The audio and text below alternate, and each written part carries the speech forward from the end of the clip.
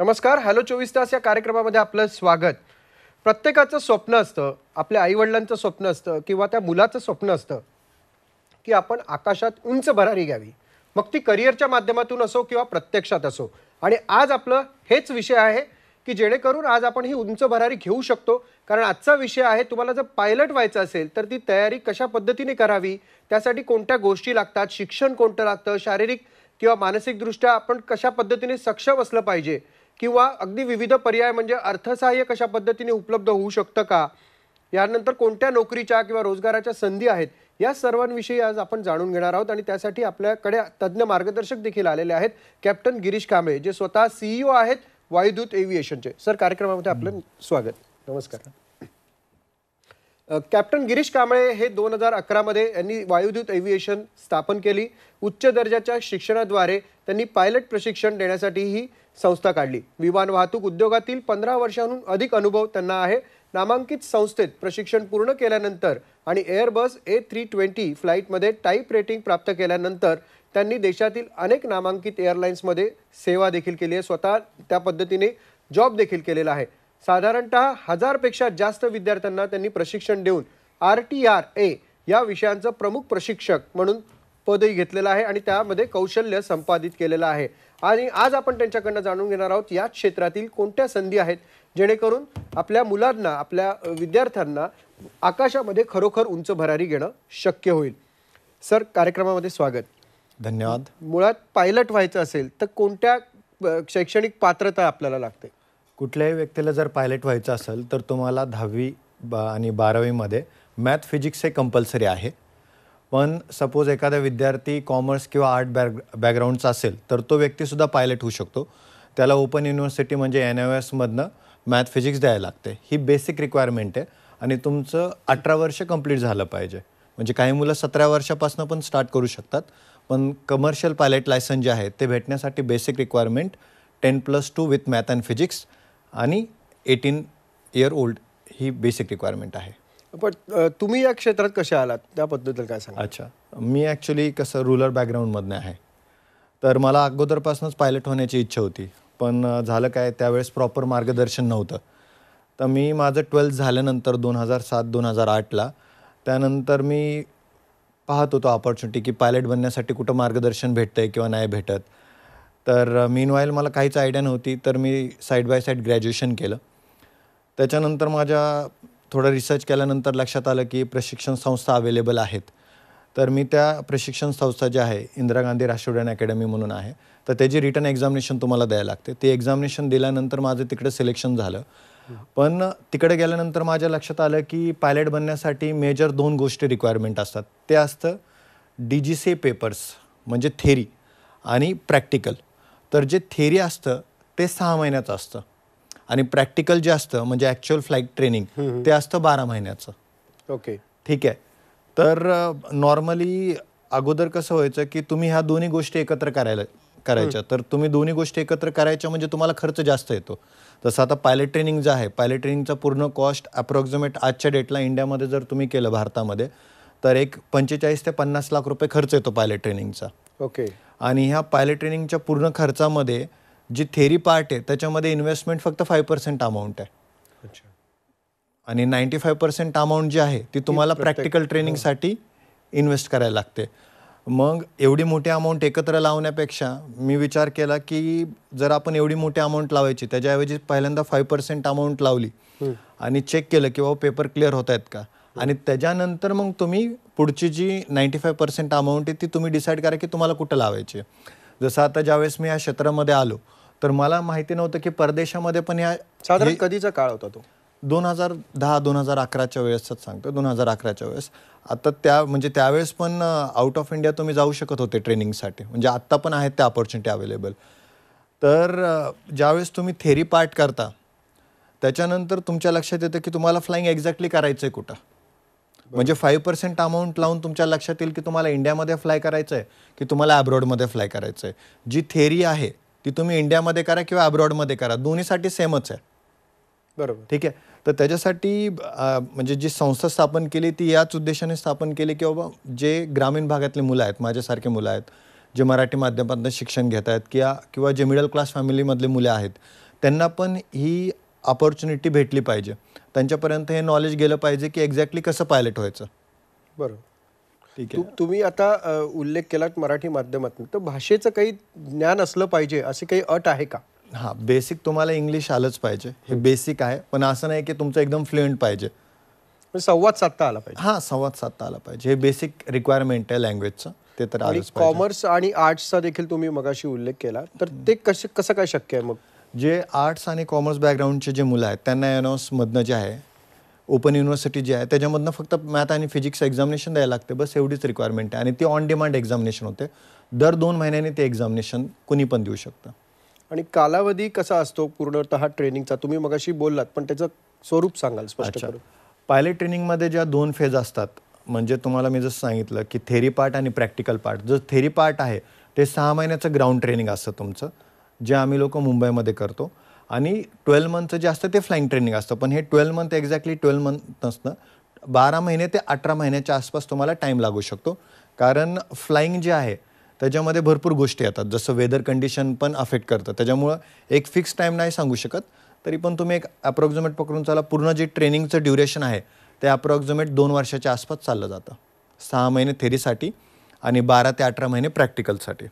Okay. आणि खर्च हा 50 लाखाच्या आसपास येतो. मग त्याचं नियोजन कसं करावं एखाद्या विद्यार्थ्यांना जर त्यामध्ये ॲडमिशन घ्यायचे? अच्छा, आता कसं होतं की जे पायलट ट्रेनिंग ज्यांना करायचं आहे ही मोठी अमाऊंट आहे. आता ही जर अमाऊंट आपल्याला अरेंज करायची असेल तर बेसिकली तुम्ही बँकेकडनं लोनसुद्धा घेऊ शकता. तर पायलट ट्रेनिंगसाठी बँकेकडनं एज्युकेशन लोन भेटतं. तर माझ्याकडे आता जे मोस्ट ऑफ स्टुडंट्स येतात, तर मोस्ट ऑफ जनता 80% लोन घेऊनच पायलट बनते.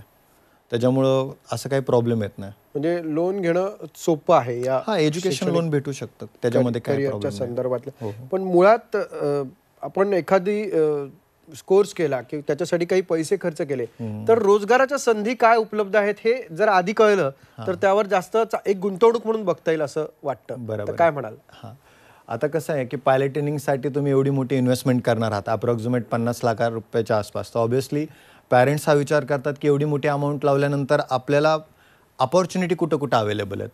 तर मी तुम्हाला एक सिम्पल सांगतो की अपॉर्च्युनिटी कशा तयार होत आहेत आजच्या डेटला पायलट ट्रेनिंगसाठी, आणि भरपूर अपॉर्च्युनिटी आहेत. तर कुठल्याही क्षेत्रामध्ये जर तुम्हाला जॉब अपॉर्च्युनिटी पाहिजे असेल तर त्याच्यासाठी 3 व्यक्ती फार महत्त्वाचे असतात. एक असतं गव्हर्नमेंट, दुसरं असतं कंपनीज, आणि तिसरं असतं म्हणजे कन्झ्युमर, म्हणजे तुम्ही आम्ही. आता जर तुम्ही गव्हर्नमेंटचं इनिशिएटिव्ह बघत असाल तर गव्हर्नमेंट जे आहे ते एव्हिएशन सेक्टरला डेव्हलप करण्यासाठी ऑलरेडी इनिशिएटिव्ह घेत आहे. जसं आता नवी मुंबईचं एअरपोर्ट बनत आहे, पुण्यामध्ये ऑलरेडी आहे, आपलं हडपसर त्या साईडला एअरपोर्ट बनत आहेत. शिर्डीला पहिल्यांदा एअरपोर्ट नव्हतं, आता तिथं शिर्डीमध्ये पण एअरपोर्ट बनत आहे. आणि आता गव्हर्नमेंट ऑलरेडी इनिशिएटिव्ह घेते एव्हिएशन सेक्टरला डेव्हलप करण्यासाठी. आता जर तुम्ही रिसेंटली एव्हिएशन मिनिस्टरचं जर स्टेटमेंट बघितलं असेल तर त्यांनी सांगितलं आहे की त्यांना जे एअरवेज आहे ते नवीन रेल्वेज बनवायचं, म्हणजे एव्हिएशन सेक्टरला एवढं मोठं करायचं. तर गव्हर्नमेंटचं झालं इनिशिएटिव्ह. दुसरं झालं कंपनीज. जर तुम्ही बघितलं आता रिसेंटली एअर इंडियाने 450 एअरक्राफ्टची ऑर्डर दिलेली आहे, आणि ती सगळ्यात मोठी ऑर्डर आहे. त्यानंतर इंडिगोने 500 एअरक्राफ्टची ऑर्डर दिलेली आहे. आकासा करून नवीन एअरलाईन रिसेंटली 1-1.5 वर्षापूर्वी चालू झालेली आहे. तर त्यांनी पण स्टार्टिंगला 75 एअरक्राफ्टची ऑर्डर दिली होती, त्यानंतर अजून काही नवीन एअरक्राफ्टची ऑर्डर दिलेले आहेत. तर आत्तापर्यंत माझ्या अंदाजे जो मला लेटेस्ट अपडेट आहेत त्यांच्या आत्तापर्यंत फक्त एक 24च्या आसपासच एअरक्राफ्ट आलेले आहेत. आणि ह्या ज्या मोठ्या ऑर्डर दिलेल्या आहेत हे सगळे एअरक्राफ्ट एकाच दिवशी नाही येणार. बरोबर. हे जे एअरक्राफ्ट आहे हळूहळू करून येणार आहे, टप्प्याटप्प्याने येणार आहे. म्हणजे एका महिन्याला एखादं एअरक्राफ्ट येतं. आता हे कॅल्क्युलेशन कसं असतं की एका एअरक्राफ्टच्या मागं माझ्या अंदाजे अप्रॉक्सिमेट तुम्हाला एक 15 ते 20 नवीन पायलटची रिक्वायरमेंट असते, आणि बॅकअपमध्ये तुम्हाला एक 10-15 लागतात. जसं मी तुम्हाला सोप्या भाषेत सांगतो की सपोज तुम्ही कमर्शियल पर्पजसाठी 4 व्हीलर घेतली, जसं मुंबई पुणे तुम्हाला गाडी लावायची, बरोबर, ठीक आहे. तर तुम्हाला 3 म्हणजे एक गाडी घेतली तर कमीत कमी 3 ड्रायव्हर तुम्हाला लागतील, कारण 3 शिफ्टमध्ये काम होणार. 8-8 तासाची शिफ्ट आहे, 24 तास. आता 10 गाड्या घेतल्या तर 30 ड्रायव्हरची गरज आहे. पण 30मध्ये भागणार आहे का तुमचं काम? नाही, कारण तुम्ही सॅटर्डे संडे हॉलिडे देणार, त्यांना रेस्ट पिरियड पण पाहिजे, कुणी आजारी पडणार. तर तुम्हाला एका गाडीच्या मागं जसं 5 बॅकअपमध्ये, एका गाडीच्या मागं 3 आणि बॅकअपमध्ये 2 ड्रायव्हरची गरज आहे, तसं फ्लाईंगसाठी एका एअरक्राफ्ट ज्यावेळेस नवीन भारतामध्ये येईल तर अंदाजे तुम्हाला 15 ते 20 नवीन पायलटची रिक्वायरमेंट आहे. आणि बॅकअपमध्ये तुम्हाला एक 10-15 पाहिजे. तर तुम्ही मोठं जर कॅल्क्युलेशन केलं तर एका एअरक्राफ्टच्या मागे आपल्याला 20 ते 35 पायलटची रिक्वायरमेंट आहे. आता भारतामध्ये मी फक्त ह्याच्या उदाहरण देतोय. फक्त मेजर एअरलाईन किती आहेत आपल्याकडे? एअर इंडिया, इंडिगो आणि आकाश यांचं एक एअरक्राफ्ट जरी आलं तरी 30x3 म्हणजे महिन्याला तुम्हाला अप्रॉक्सिमेट तो वर्षाला एक 800 ते 1000 पायलटची रिक्वायरमेंट आहे, जो आता डेटा सांगतोय त्या हिशोबाने. जो स्किल जॉब आहे. आणि हे पायलट जे आहे ना ते स्किल बेस्ड जॉब आहे. हा फार तुम्ही महत्त्वाचा मुद्दा आपण मांडतोय की मोस्ट ऑफ लोकांना काय वाटतं की पायलट म्हणजे काहीतरी एकदम हायफाय. नाही, कोणीही पायलट होऊ शकतं. ज्याला गाडी चालवता येऊ शकते त्याला फ्लाइंग पण करता येते, कारण गाडी चालवणे हे स्किल आहे. बरोबर. तसं फ्लाइंग हे स्किल आहे. जसं मी तुम्हाला उदाहरण देतो की एक हायली क्वालिफाईड डॉक्टर आहेत, ते गाडी चालवताना समोर कुणी आलं तर कचरतील, पण एक 10+2चा मेकॅनिक आहे, तो डॉक्टरांपेक्षा चांगली गाडी चालवू शकतो. का? ते स्किल आहे, ते प्रॅक्टिस करून तुम्ही डेव्हलप करू शकता. तसंच आहे फ्लाइंग पण स्किल आहे, हे प्रॅक्टिस करून तुम्ही डेव्हलप करू शकता आणि कुणीही फ्लाय करू शकतं. म्हणजे मुलींसाठी पण संधी आहेत, म्हणजे मुली पण करू शकतात. जसं आता एव्हिएशन सेक्टरमध्ये जर तुम्ही बघताल तर पूर्ण वर्ल्डमध्ये सगळ्यात जास्त वुमन पायलट असेल तर ते भारतामध्ये अप्रॉक्सिमेट 12.5%. आणि मुलींसाठी एअरलाईनमध्ये पण भरपूर ऑपॉर्च्युनिटी आहेत. जसं वुमन्स डेला स्पेशल मुलींसाठी वॅकन्सी निघतात. पण मग कुठल्या स्वरूपाचे आहेत मुलींसाठी? ॲज अ कॅप्टन म्हणूनच किंवा फर्स्ट ऑफिसर, पायलट म्हणूनच जॉब ऑपॉर्च्युनिटी आहेत. म्हणजे एव्हिएशन सेक्टर जे आता आपण बोलतोय ते पायलट ट्रेनिंग संदर्भात बोलतोय, पण दुसरे पण ऑपॉर्च्युनिटी अवेलेबल आहेत. जसं ग्राउंड स्टाफच्या ऑपॉर्च्युनिटी अवेलेबल आहेत, कॅबिन क्रूची ऑपॉर्च्युनिटी अवेलेबल आहे. तर भरपूर मार्केटमध्ये ऑपॉर्च्युनिटी अवेलेबल आहेत. निश्चित. खरं तर आता विद्यार्थी जे बघत असतील ते बऱ्याच वेळा म्हणजे तरुण विद्यार्थी असल्यामुळे मोबाईलवरती किंवा लॅपटॉपवरती गेम खेळत असतील एव्हिएशनच्या संदर्भातले, तर त्यांना ही संधी तुमच्या एक मार्गदर्शनाने लाभते. पण परत प्रश्न असा येतो की एखाद्या गोष्टीवरती आपण खर्च केला तर त्याचे रिटर्न्स काय असू शकतात? आता किती सॅलरी असते साधारण? पायलटची जी सॅलरी, मी स्पेशली पायलटची तुम्हाला सांगतोय, तर तुमची फर्स्ट ऑफिसर ज्यावेळेस तुम्ही एअरलाईन जॉईन करता CPL ट्रेनिंग कंप्लीट झाल्यानंतर, तर इनिशियल 3 महिन्यासाठी तुम्हाला 50,000 रुपये देतात. स्टायपेंड असतं ते. तुमचं जे ट्रेनिंग फेज असतो तो कंप्लीट झाल्यानंतर तो डिपेंड करतो 3 ते 6 महिन्याचा असतो. त्याच्यानंतर तुम्हाला जी सॅलरी भेटते 2.5 ते 3.5 लाख रुपयाच्या आसपास सॅलरी मिळते दर महिन्याला. आणि ही मी फर्स्ट ऑफिसरची सॅलरी सांगतोय, ज्युनियर फर्स्ट ऑफिसर. ओके. म्हणजे तुम्ही 1-1.5 वर्ष काम केल्यानंतर, आणि आमची जी सॅलरी असते ती आवर्स बेसवर असते. ओके. म्हणजे एका महिन्यामध्ये आम्ही 125 तास फ्लाय करू शकतो, पण नॉर्मली एक पायलट एक 70-80 तास 90 तासापर्यंत फ्लाय करतो. आणि दिवसाला आम्ही 6 तास फ्लाय करू शकतो. Per day 6 hours. ठीक आहे. आणि पायलटची लाईफ ऑलरेडी लक्झरी आहे, अजून ती लक्झरी होते गव्हर्नमेंटच्या नवीन रूलमुळे. कारण आता नवीन रूलप्रमाणे आम्हाला 48 आवर्सची रेस्ट आहे कंपल्सरी. म्हणजे 7 दिवसातनं फक्त 5च दिवस फ्लाय करतो आम्ही लोक. ओके. पण ह्या पूर्ण ट्रेनिंगचं कोर्सचं पूर्ण रचना कशी असते? ट्रेनिंग कसं दिलं जातं? कुठल्या पद्धतीचं ट्रेनिंग दिलं जातं? अच्छा.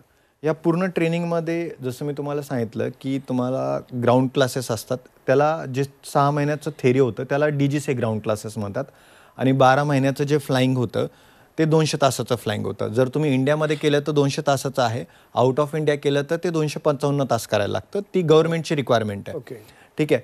तर हे जे ग्राउंड क्लासेस आहेत, ह्या ग्राउंड क्लासेसमध्ये टोटल 5 सब्जेक्ट असतात. त्याच्यामध्ये metrology, regulation, navigation, RTRA and technical specific हे 5 सब्जेक्ट शिकवले जातात.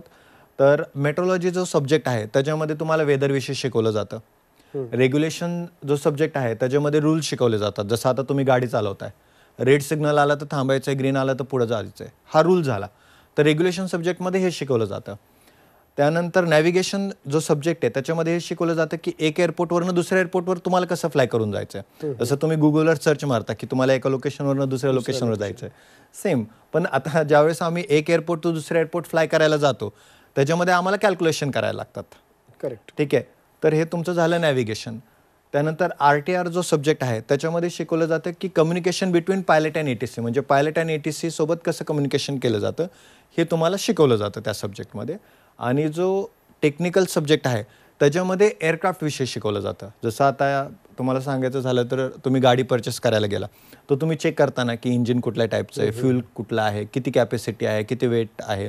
तर टेक्निकलमध्ये तुम्हाला एअरक्राफ्ट विषयी शिकवलं जातं की एअरक्राफ्टचं इंजिन कुठलं आहे, त्याचा प्रोपेलर कुठला असतो, त्याच्यामध्ये फ्यूल कॅपॅसिटी किती आहे, फ्यूल कुठलं वापरलं जातं, किती वेट ते कॅरी करू शकतं, काय स्पीडने फ्लाय करू शकतं. तर हे 5 सब्जेक्ट असतात. ते हे 6 महिन्यामध्ये तुम्हाला शिकवले जातात. आणि ह्या जे DGC आहे त्याची जी एक्झाम आहे ती दर 2 महिने होते गव्हर्नमेंटच्या थ्रू. म्हणजे जे दुसरं जे एज्युकेशन आहे, जसं आता 10वी 12वी झालं किंवा इंजिनिअरिंग झालं, डॉक्टरी झालं, तर त्यांचा एक्झामिनेशनचा पॅटर्न इयरली असतो. पण पायलट ट्रेनिंगचा जो एक्झामिनेशनचा पॅटर्न आहे ना, तो दर 2 महिन्यांनी एक्झामिनेशन होते आमची. तर ती director general of civil aviation conduct करते, गव्हर्नमेंट कंडक्ट करते, आणि त्याचा रिझल्ट पण लगेच येतो. तर हा प्लस पॉईंट आहे पायलट ट्रेनिंग म्हणजे तुम्हाला जे रिझल्ट आहेत ते तुम्हाला 3-4 वर्ष वेट करायला नाही लागत बाकी फील्डप्रमाणे. 1-2 महिन्यातच तुमच्या लक्षात येतं की बाबा तुम्ही करू शकता काय नाही करू शकत. बरोबर आहे. आणि हे जे DGC ग्राउंड क्लासेस आहेत त्याच्यासाठी तुम्हाला इनिशियल इन्व्हेस्टमेंट जी आहे ती 3.5 लाखापर्यंत करायची.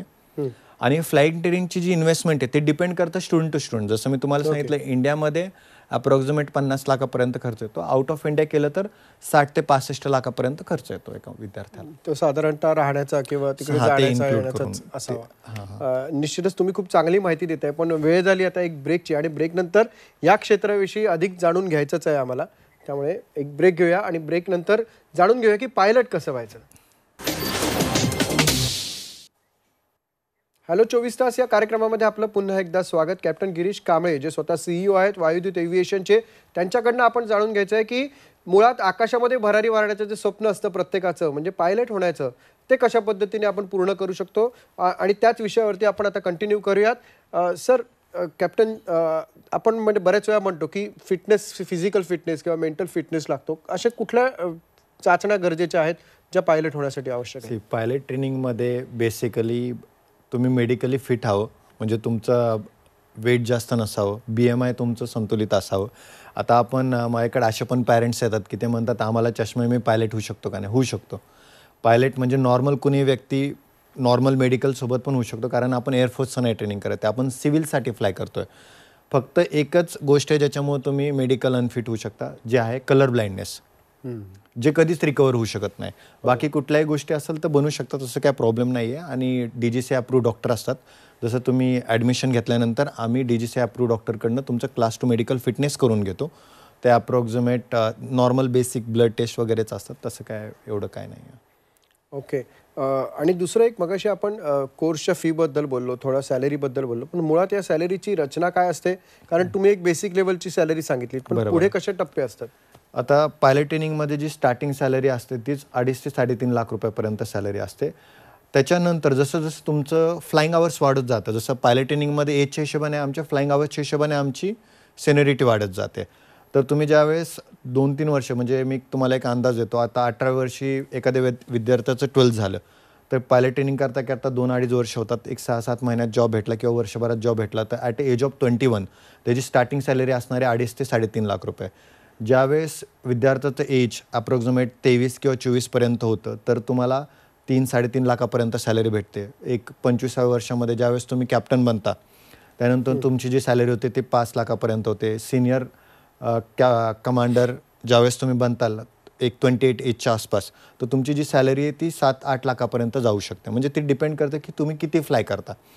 आणि मार्केटमध्ये फक्त इंडियामध्ये नाही, इंटरनॅशनल मार्केटमध्ये पण अपॉर्च्युनिटी अवेलेबल आहेत. जसं आता तुम्ही एखाद्या एअरलाईनमध्ये इंडियामध्ये फ्लाय केलं, तुम्ही एक 3,000 ते 4,000 तासाचा एक्सपिरियन्स घेतला, तर एक 25व्या एजमध्ये जर तुम्हाला वाटलं की तुम्हाला इंटरनॅशनल एअरलाईनमध्ये अपॉर्च्युनिटी पाहिजे तर तिथं पण अवेलेबल आहे. एकदा तुमच्याकडे फ्लाईंग आवर्स आले तर तुम्ही तिकडे पण जाऊ शकता. जसं आता मिडल ईस्टमध्ये एमिरेट्स झालं, फ्लाय दुबईमध्ये झालं, कतारमध्ये झालं, तर भरपूर इंडियन पायलट तिकडे जातात आणि तिकडे स्टार्टिंग सॅलरीज तुमची दर महिन्याला 12 लाख रुपये, आणि ती पण टॅक्स फ्री. म्हणजे निश्चितच चांगलं क्षेत्र आहे. विशेष करून पूर्णपणे देशामध्ये असेल किंवा विदेशामध्ये असेल, वेगवेगळ्या प्रदेशांमध्ये देखील जायचं संधी त्यांना मिळते असं म्हणायला हरकत नाही. 100% सर. पायलटच्या संदर्भात आपण चर्चा करत आहोत. मुळात बऱ्याच वेळा असं असतं की पालकांना अरे काय पायलट होतो, बघ नोकऱ्यांचं कुठे काय शाश्वत आहे किंवा काय, तर ह्याबद्दल तुम्ही काय सांगू शकता? कुठं ना कुठं थोडी तर तुम्हाला रिस्क घ्यायला लागते, पण जर आपण जी रिस्क घेतोय ना ती कॅल्क्युलेटेड रिस्क घेतोय. कॅल्क्युलेटेड का? जसं मी तुम्हाला सांगितलं की तुम्ही आता समोर बघताय की एवढ्या मार्केटमध्ये अपॉर्च्युनिटी आहे. एअर इंडियाने इतकी मोठी ऑर्डर दिलेली, इंडिगोने इतकी मोठी ऑर्डर दिली, तेवढे पायलट नाही आहे ना भारतामध्ये. बरोबर. आणि हे जे एक्सपान्शन झाले एव्हिएशन सेक्टरचं, हे एअर इंडियाला टाटाने टेक ओव्हर केल्यानंतर झालेलं आहे. ठीक आहे. आणि आता कन्झ्युमर पण वाढत आहेत. जर तुम्ही कुठलीही फ्लाईट बघा, जर कधी तुम्ही रिसेंटली गेला असाल तर तुम्हाला कंटिन्युअस फ्लाईट फुल दिसत आहेत. म्हणजे जेवढं तुम्हाला ट्रेनचं तिकीट आहे, सपोज मी मुंबई टू दिल्ली थर्ड एसीचं तिकीट काढलं, ऑलमोस्ट 3,000 रुपयाच्या आसपास जातच आहे. मला फ्लाईट तिकीट 3,500-4,000 रुपयामध्ये भेटतं. बरोबर. तर कन्झ्युमर पण वाढतात, त्याच्यामुळे एव्हिएशन सेक्टरला भरपूर अपॉर्च्युनिटी आहे. आणि गव्हर्नमेंट पण, जसं मी तुम्हाला सांगितलं, गव्हर्नमेंट पण इनिशिएटिव्ह घेत आहे. तर जी आपण रिस्क घेतोय ती कॅल्क्युलेटेड रिस्क घेतोय, की असं नाही आपण न बघता रिस्क नाही घेते. त्याच्यामुळं अपॉर्च्युनिटी नक्की आहे. फक्त आपण ते ट्रेनिंग कंप्लीट करून मार्केटमध्ये तुम्हाला उभं राहायला लागणार आहे जॉबसाठी. बरोबर. म्हणजे थोडक्यात पायलट असेल किंवा इतर क्षेत्रही असतील, आपल्याला ज्या क्षेत्रात जायचं आहे त्या क्षेत्राचा थोडासा अभ्यास करावा, इकॉनॉमीच्या दृष्टीने त्याचा विचार करावा, जेणेकरून आपल्याला ते शिक्षण घेऊन त्यामध्ये योग्य ते प्रावीण्य मिळवून आपल्याला पुढे यशही मिळवता येऊ शकतं. काय संदेश द्याल अगदी 30 सेकंदात प्रेक्षकांसाठी? जर मी ग्रामीण भागातनं असून जर मी पायलट बनू शकतो, तर तुम्ही पण पायलट बनू शकता आणि चांगली सॅलरी कमवू शकता 2.5 ते 3 लाखापर्यंत. तर खरंच ज्यांना इच्छा आहे पायलट बनण्याची, तर तुम्ही नक्की बना. कॅप्टन, तुम्ही इथे आलात आणि योग्य ते मार्गदर्शन केलं, त्याबद्दल आपले धन्यवाद. वेळ झाली. हॅलो 24 तासमध्ये आता इथेच थांबण्याची. पाहत राहा झी 24 तास.